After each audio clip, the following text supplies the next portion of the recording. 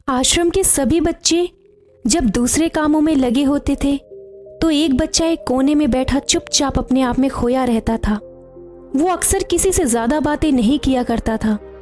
आश्रम की सभी जिम्मेदारियां पूरी करने के बाद जहां सभी बच्चे पूरे दिन की घटनाओं की चर्चा करने लगते, वहीं पर वो शांत रहने वाला बच्चा एक बरगद के पेड़ के नीचे बैठकर ध्यान करने लगता। सभी बच्चों को आश्चर्य होता था क्योंकि उसका कोई दोस्त नहीं था। वो अक्सर आश्रम में अकेला ही घूमता रहता था। ये देखकर उसके गुरु को बड़ी प्रसन्नता होती थी।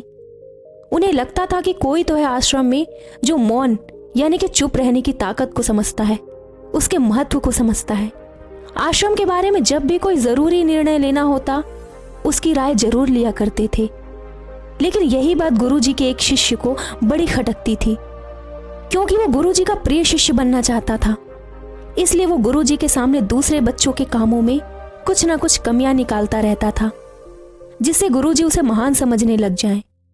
अक्सर वो अपनी जिम्मेदारियां पूरी तरीके से निभाने का दिखावा भी करता, चाहे उससे कोई भी सलाह ना मांगे, लेकिन फिर भी वो उन्हें अपनी सलाह देता रहता था। वो बहुत ही बातूनी शिष्य था और आश्रम के दूसरे सभी बच्चों में बहुत प्रसिद्ध भी था क्योंकि वो सबसे हंसी मजाक करता रहता था, उनसे दिन भर बातें करता रहता था। इसलिए उसकी सबसे दोस्ती हो गई थी। लेकिन जब आश्रम के गुरु उसकी राय ना लेकर दूसरे बच्चे की राय लेते थे तो ये बात उसे बड़ी खटकती थी। उसे ये लगता था कि वो उस दूसरे बच्चे से ज्यादा बुद्धिमान है, लेकिन गुरुजी फिर भी उसकी तरफदारी करते हैं। ऐसा नहीं था कि गुरुजी को बातूनी शिष्य के स्वभाव के बारे में पता नहीं था, लेकिन गुरुजी उसे अपने तरीके से सीख देना चाहते थे ताकि उसकी ज्यादा बोलने की आदत, दिखावा करने की आदत, दूसरे में कमियां निकालने की आदत हमेशा के लिए खत्म हो जाए और वो मौन रहकर ध्यान की गहराइयों को छू पाए। असल में हर सच्चे गुरु की ये इच्छा होती है। वो किसी तरीके से उस बातूनी शिष्य को एहसास कराना चाहते थे कि चुप रहने से ही उसे असीम सत्य को जाना जा सकता है। उस विराट का एहसास चुप होकर ही किया जा सकता है। एक दिन गुरुजी को एक तरीका सूझा। उन्होंने आश्रम के सभी बच्चों को अपने पास बुलाया और कहा, मैं तुम सभी को 2-2 हिस्सों में बांटकर अलग अलग गांवों में भिक्षा मांगने के लिए भेज रहा हूं और जो भी 2 बच्चे सबसे ज्यादा भिक्षा मांगकर लाएंगे उन दोनों को आश्रम की सभी जिम्मेदारियां निभाने का मौका दिया जाएगा।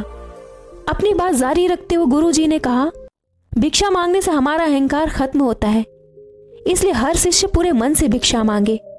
कोई भी इस काम को औपचारिकता में ना ले, वरना वो हमारे जीवन का बहुत बड़ा ज्ञान खो देंगे। आश्रम के गुरुजी ने जानबूझकर बातूनी शिष्य और चुप रहने वाले शिष्य की जोड़ी बना दी। बातूनी शिष्य के मन में सिर्फ एक ही बात चल रही थी कि इस बार उसे मौका मिला है और इस बार वो गुरुजी को दिखा देगा कि वो चुप रहने वाले शिष्य से कितना ज्यादा प्रतिभावान है। दोनों शिष्यों ने आपस में सहमति से निर्णय लिया कि गांव के अलग अलग जगह से भिक्षा मांगना शुरू करेंगे ताकि भिक्षा मांगने का काम जल्दी खत्म किया जा सके। चुप रहने वाला शिष्य हर द्वार पर जाके अपने हाथ जोड़कर अपना भिक्षा का पात्र उनके सामने कर देता। उसके चेहरे पर एक सादगी और उसकी आंखों में एक एकांत होता था जिससे भिक्षा देने वाले उसे भिक्षा देकर अपने आप को अनुग्रहित समझते थे। वहीं पर दूसरा बातूनी शिष्य हर द्वार पर जाकर उनको कुछ न कुछ ज्ञान देने लगता था जिसे ज्यादातर लोग उसे भिक्षा दिए बिना ही लौटा देते थे। पूरे गांव में भिक्षा मांगकर जब दोनों गांव के बीच में मिले तो बातूनी शिष्य ने देखा कि चुप रहने वाले शिष्य के पास उससे दुगनी भिक्षा थी। ये देखकर उसे मन ही मन बहुत ठेस पहुंचा। लेकिन जब वो दोनों भिक्षा का सामान लेकर आश्रम की तरफ जा रहे थे तब बातूनी शिष्य को एक चालाकी सूझी। उसने चुप रहने वाले शिष्य से कहा, हमें अपनी भिक्षा एक ही थैले में डाल लेनी चाहिए। गुरुजी ने हम दोनों को एक साथ भिक्षा लाने के लिए कहा था। चुप रहने वाले शिष्य ने बिना कुछ बोले अपनी सारी भिक्षा उसके थैले में डाल दी। बातूनी शिष्य मन ही मन बहुत खुश हो रहा था कि अब गुरुजी को यह पता नहीं चलेगा कि ज्यादा भिक्षा हम में से किसने मांगी। उसे लग रहा था कि गुरुजी मुझे इससे कम प्रतिभावान समझेंगे, इसलिए उसने ये तरकीब लगाई। सभी शिष्यों के आने के बाद संध्या के समय जब सभी की भिक्षा ली गई तो इन दोनों शिष्यों की भिक्षा सबसे ज्यादा निकली।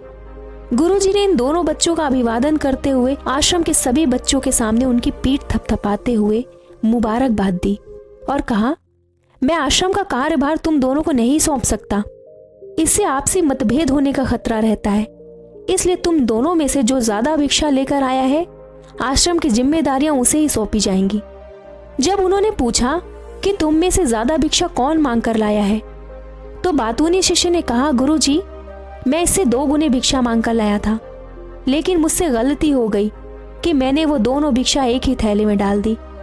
मुझे नहीं पता था कि आप ऐसा निर्णय लेने वाले हैं, वरना मैं अपनी भिक्षा का थैला अलग ही रखता। इस पर गुरुजी ने चुप रहने वाले शिष्य से पूछा, क्या तुम इसकी बात से सहमत हो? क्या तुम इससे कम भिक्षा लेकर आए थे? ये सुनकर चुप रहने वाले शिष्य ने कहा, गुरुजी, मेरे पास ऐसा कोई साधन नहीं है जिससे मैं ये साबित कर पाऊं कि मैं इससे ज्यादा भिक्षा लेकर आया था। असल में ये उल्टा बोल रहा है। दुगनी भिक्षा मैं लेकर आया था, ये मुझसे आधी भिक्षा लेकर आया था।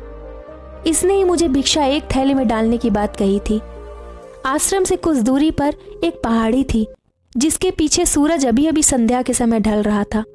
गुरुजी को पता था कि सच कौन बोल रहा है, लेकिन बाकी बच्चों के सामने सच साबित करने के लिए उन्होंने उन दोनों को एक एक सवाल पूछा। पीछे पहाड़ी पर तुम्हें क्या दिख रहा है? ये सुनकर वाचाल शिष्य झट से बोल पड़ा, गुरुजी, पहाड़ी के पीछे सूरज अपना रंग बिखेर रहा है, आसमान में लालिमा छाई हुई है। ये बहुत ही सुंदर दृश्य है।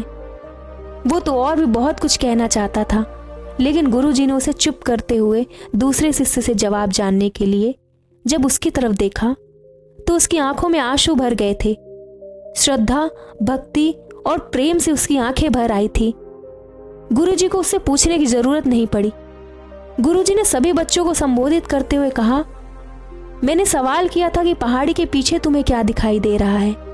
ज्यादातर लोगों को यह दिखाई देगा कि यह बहुत सुंदर दृश्य है, लेकिन मजे की बात यह है कि सुंदरता बोलकर नहीं बताई जा सकती, उसे महसूस किया जा सकता है, और सामने वाला उस सुंदरता को आपकी आंखों में देख पाता है।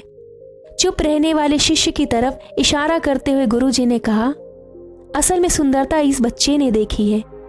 दूसरे बच्चे ने सिर्फ सुंदरता की व्याख्या की है, लेकिन इसने वास्तविकता में उस सुंदरता को महसूस किया है। अपने आप को ऊंचा दिखाने की सभी कोशिशें नाकाम होती देख वाचाल शिष्य वहीं पर फूट फूट कर रोने लगा। उसको चुप कराते हुए गुरुजी ने कहा, बेटा, मुझे पहले ये पता था कि तुम झूठ बोल रहे हो, लेकिन मैं तुम्हें उस झूठ का एहसास कराना चाहता था। सभी बच्चों को संबोधित करते हुए गुरुजी ने बताया, शब्द एक जाल की तरह होते हैं। हमारे ज्यादा बोलने की वजह से बहुत सारी समस्या पैदा होती है। जब कोई एक आदमी बात को बढ़ा चढ़ा कर बोल देता है तो उसे सिद्ध करने के लिए वो 2 शब्दों के जाल में फंसता जाता है। इसी वजह से अंतर्मुखी होने की बजाय वो बहिर्मुखी होता चला जाता है। वहीं पर जिस व्यक्ति को अपनी अंतर यात्रा करनी होती है, उसे सबसे पहले चुप रहना सीखना होता है। जरूरत से ज्यादा बोलना या फिर हर वक्त बोलते ही रहना, ये सब हमारी अंतर यात्रा में बाधा बन जाता है। जब आप चुप रहने का अभ्यास करते हैं तो आप अपने साथ वक्त बिताने लगते हैं। इससे आप अपने एकांत को जान पाते हैं, और एक बार अगर मन एकांत में स्थापित हो जाता है तो आपकी आंखों में, आपके चेहरे में वो सादगी, वो एकांत, वो स्पष्टता झलकने लगती है। सब कुछ स्पष्ट नजर आने लगता है। कुछ साबित करने को नहीं रह जाता, कुछ बताने को नहीं रह जाता, सब कुछ आंखों में देखा जा सकता है।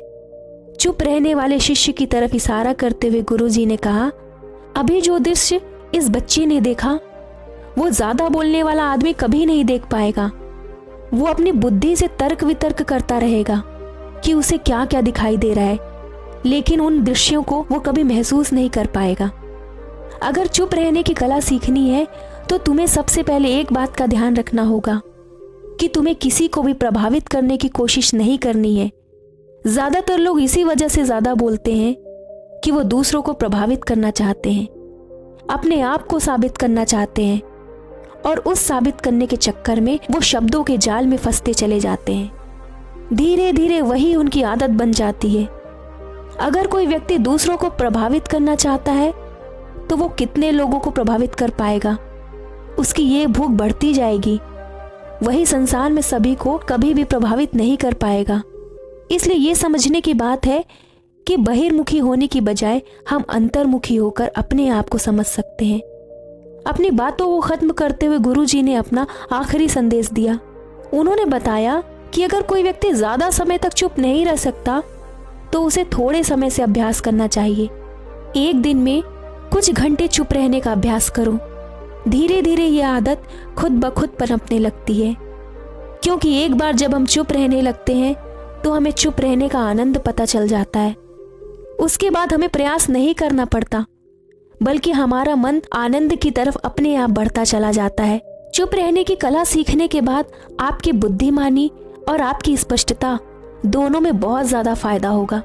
वास्तविकता में जिसे दर्शन कहते हैं वो मौन रहकर ही किया जा सकता है।